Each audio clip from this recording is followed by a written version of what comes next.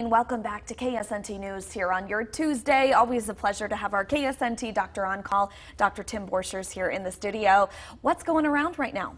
So it's not a contagious thing, but what we're seeing a rise in nationally is traumatic brain injury. Yes. So any bump or blow or jolt to the head that disrupts normal brain function will result in a traumatic brain injury. We know the milder variant simply as a concussion. Okay. But of course they can be quite a bit more severe with long-lasting, if not permanent, deficits.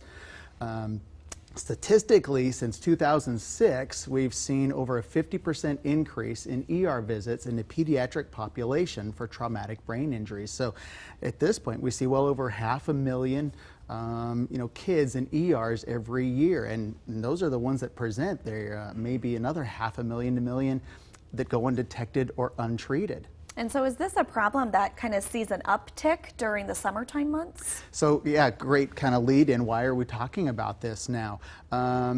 In that pediatric population, the vast majority of those are in the age group 0 to 4.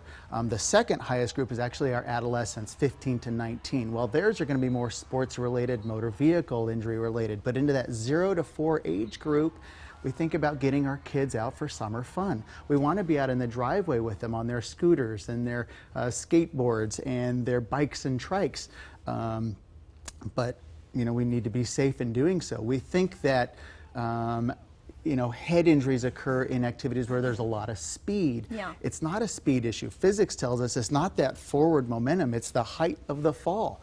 We have good friends who have a 2-year-old was out playing in the driveway. She was simply stepping into her little electric Jeep, and with 1 foot in and 1 foot out, she fell backwards, hitting her head on the concrete. Wow.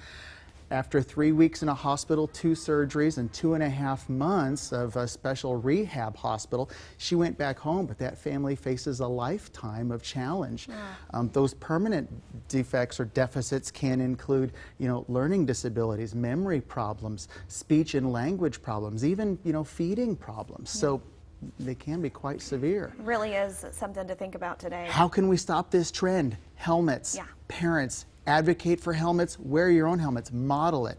Helmets sold in the U.S. should have a CPSC sticker in there, Consumer Product Services Commission sticker. Make sure it fits well, make sure it's fastened, make sure it becomes second nature, and let's turn this trend around. Absolutely, and helmets for any sport, baseball, football, biking. I mean, it really is for a lot of different sports. Dr. Borchers, thank you so much for being with us today and for all of that information. And don't go anywhere. KSNT News will be right back after this break.